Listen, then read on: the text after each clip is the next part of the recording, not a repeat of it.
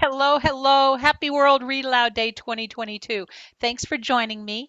My name's Kelly Bennett. I'm a picture book author, and this is my office here. I'm talking with you from West Hampton Beach, New York, where it is very cold but very happy. Why?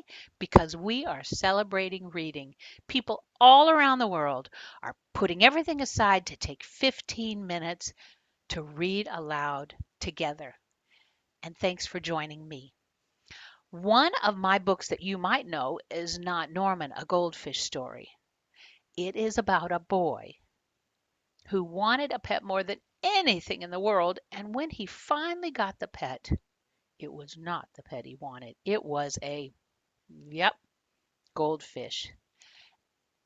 This story was published by Candlewick Press and it was written by me, Kelly Bennett. It was illustrated by Noah Z. Jones because although I love to make up stories and I love to tell stories and I love to talk and share my stories, I am not very good at art.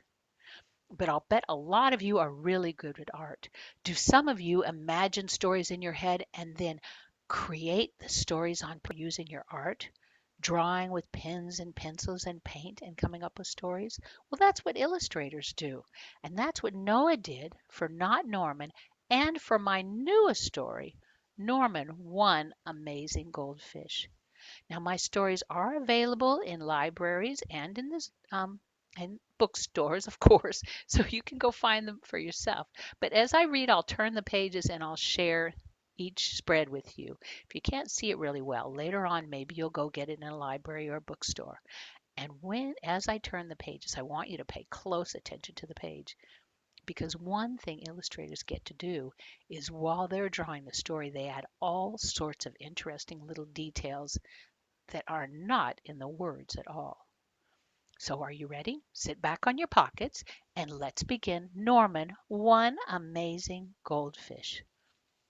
And the story begins right here on the opening page. What has that little fish been up to? Well, something. Look at him. He has a sweatband on and he has a hoops. He's been practicing tricks right here on the end papers.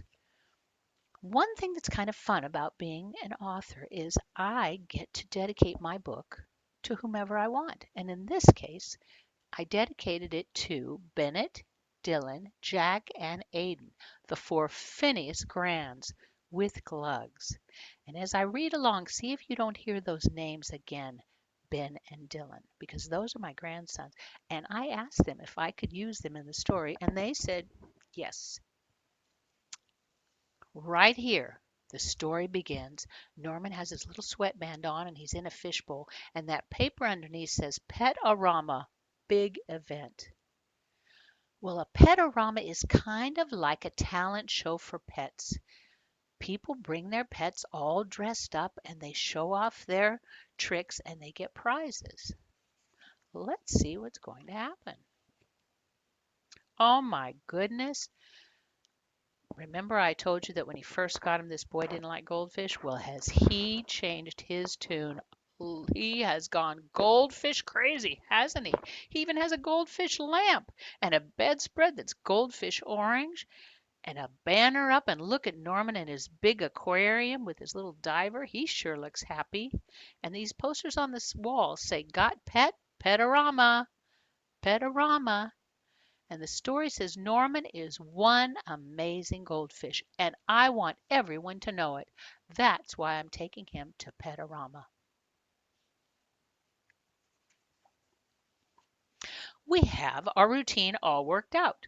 First, Norman does his tricks, circles, and then bubbles, whoops, circles, and then bubbles, and then flips. Look at him flipping right through that ring.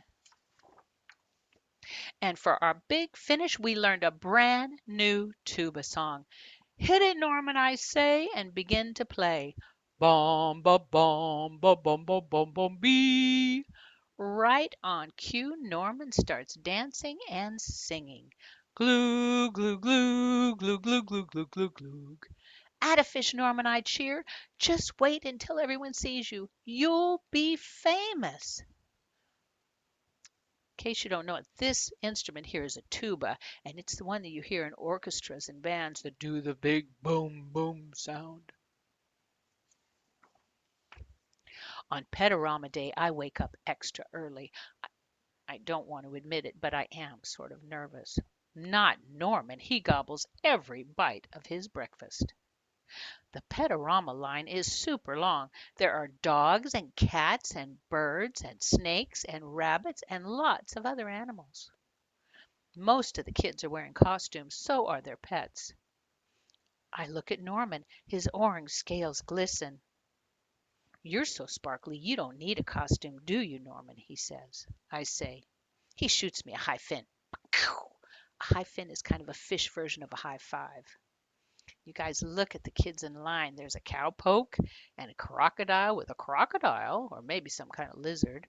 And then back here, if you remember from the first Norman book, there is our boy's friend Emily with her snake, Jenny, the green snake. They're all lined up to go inside, aren't they? Once we're signed in, Norman and I go into the gym. Right away, we spot Ben and Dylan. "Hi-ya! Mustard does karate," says Dylan. "What does your fish do?" "Lots of tricks," I say. "Hey, fish," Ben calls, "show it a trick." Norman doesn't move. Not even a fin flutters. Dylan and Ben laugh. "Ha ha ha! Petarama's for good pets," says Ben, "not fish." You guys, are those boys? They're not acting very nice, are they? They're being kind of mean, sort of picking on them. And look, they are even looking kind of mean. That's not very nice, is it? "Norman is amazing," I tell them. "You'll see." One by one, the judges call pets onto the stage. All the pets look good and many do tricks, but not any better than Norman. "Wait until they see our act," I whisper. "We'll show 'em, won't we?" Norman spits a mouthful of gravel.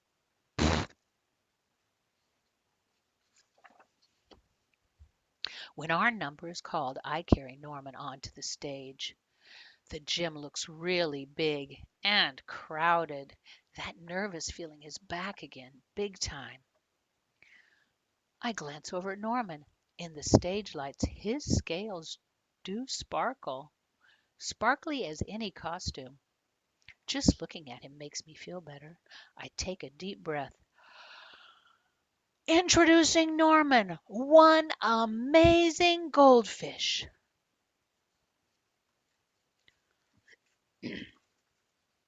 Come on, Kelly, turn the page. It's kind of stuck, sorry. Oh, for our first trick, circles. Just as we practiced, I circle my finger. A poodle in the wings, in a tutu, twirls. Not Norman. My mistake, I say, trying to keep my voice steady. Ready, set, bubbles. Bubbles, a parrot squawks. Not Norman. He doesn't even blow one teensy blip. Come on, Norman. This is an easy one. How about a flip? 1, 2, 3. My hands are shaking so hard I can barely snap. Up, up. Norman hides behind his plant. I can feel everyone watching, waiting. I give Norman a look, a hard look. His fins and flippers are quivering like crazy. And that's when it hits me. Norman isn't being stubborn. He has stage fright too. Have you ever had that feeling, that stage fright feeling, where you're up going to do something and then you look at all those people and you get kind of that nervous, quivery feeling? That's stage fright. Oh no, poor Norman. Don't be scared, I whisper. Ignore them and watch me. Let's do this together, Norman. Just like at home, okay? I take out my tuba. Hit it, Norman, I call, and then I close my eyes and I give it my best. Boom, boom, boom, boom, boom, boom, boom, boom, bee. I'm starting in on the second section when Ben and Dylan shout, "Hey, everybody, look!" When I open my eyes, the first thing I see is Norman. He isn't lying on the bottom of his fishbowl. He isn't hiding behind a plant either. Norman is flip-flop, wiggle-waggle dancing like crazy and singing. Glug, glug, glug, glug, glug, glug, glug, glug, glug.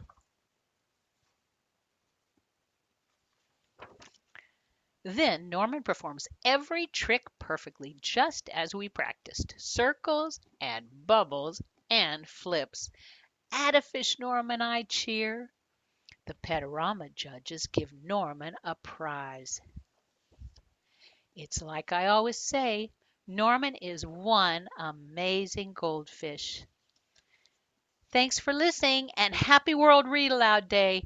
Let's not let the 15 minutes stop now. Let's just keep reading because it's fun. Keep creating, keep telling your stories, keep sharing. Have a great rest of the day. Thanks for tuning in.